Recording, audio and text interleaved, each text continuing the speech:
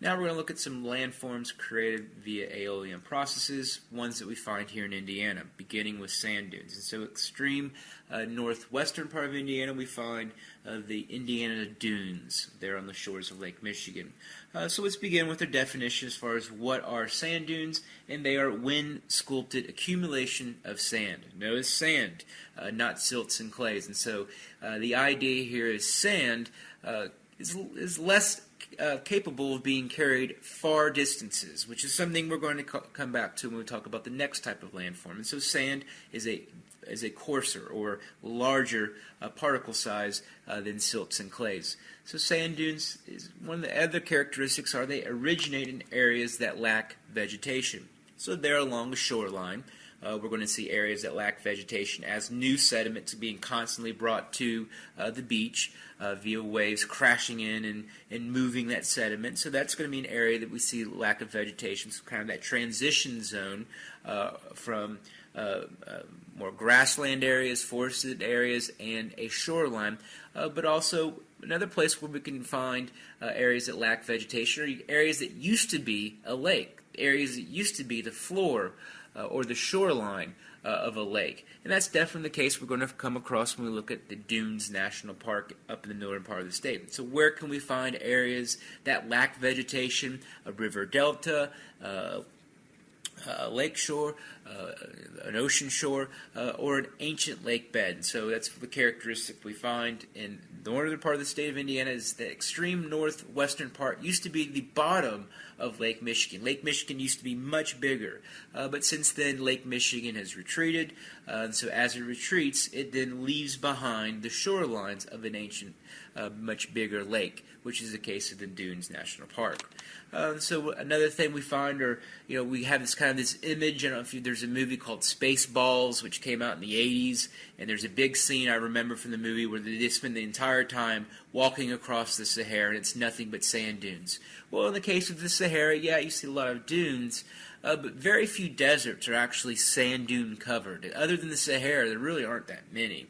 For the most part, when we think about desert areas, it's a lot like what we would find out in the desert southwest. A lot, patches of vegetation here and there, not just complete areas of sand dunes. And so the idea there is, well, what was the Sahara? The Sahara used to be the bottom of a massive inland sea. Combined with the idea of it being underneath a subtropical high pressure is why we see this area having hardly any vegetation in the Sahara Desert. And so one of the things also when we think about sand dunes is they're key areas. They're areas that are transition zones. And so as more people want to flock to the beaches as we continue to build up more on our beaches and on our shorelines, what we're doing is removing vegetation, which only encourages landform change, which only encourages aeolian processes and erosion to be at work. And so the idea, we see a lot of new shorelines, these signs say, hey, do not walk on the sand dunes. And so a lot of beaches, what they've done is they've built the walkways that go over the sand dunes so people don't walk and come right through that key area, that transition zone, that area that acts as a buffer to prevent further erosion to occur on our shorelines.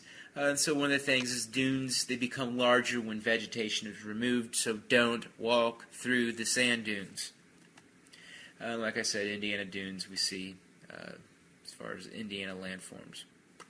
So here we have the predominant wind pattern in this case, and so if we look at the Indiana Dunes National Park, or pretty much where any of the sand dunes that are associated with Lake Michigan are located, they're going to be on the eastern side or the southern side of Lake Michigan. That's largely due to the predominant wind pattern coming from the northwest and heading to the southeast.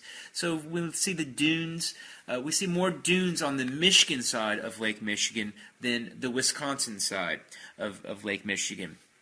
And of course, in Indiana, we see this along the southern and eastern shore of Lake Michigan. It's also the northern border of Indiana. And so the idea with this predominant wind pattern, what it does is it helps to sculpt the predictable shape of a sand dune. So here we see the sand dune. Of course, all of this is largely exaggerated for emphasize this for purposes for teaching, but the larger sand dunes, the larger particles of sand can't get carried any further, and so it typically collects, and we see the predictable shape. And so this shape in which it has a flatter slope on one side, in this case the left-hand side of the sand dune, and then on the right-hand side a steeper slope. That illustrates, and that's very much an indicator of the direction of the predominant wind pattern. So that flatter slope is going to be associated with the direction in which that wind is coming from. And so we see a predictable pattern, predictable shape, illustrating the dominant wind pattern. But another thing we see here are the silts and the clays get carried further. So the silts and the clays, which we could call roches, which will be explained here in a future slide, get carried further. And so we can see these silts and clays more collected in areas beyond sand dunes, because the sand dune particles are much bigger. So over here on the left-hand side, this area, this dry lake bed, or an area that's been eroded away by wind, and then we get transportation and deposition occurring. And another way to illustrate kind of the back and forth nature of sand dunes, especially along the beach shores, is this constant back and forth of wind patterns, in which during the day, of course, we've already learned this. During this day, we get the typical onshore breeze. Then at night we get the characteristic offshore breeze, and that helps to kind of cause these sand dunes to be very much, sediment and transport. So when we see, sand at a beach, it's just there temporarily. It's just there for the time being. It's just constantly in transition, moving from one place to the next.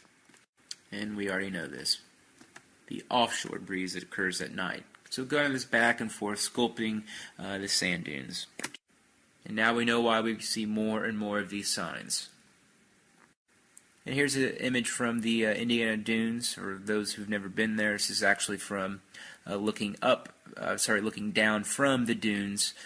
We can see the vegetation there holding the sand in, but we can also kind of see this shape in which the slope descends down into the shoreline. So we go to our good friend, the Indiana topography map.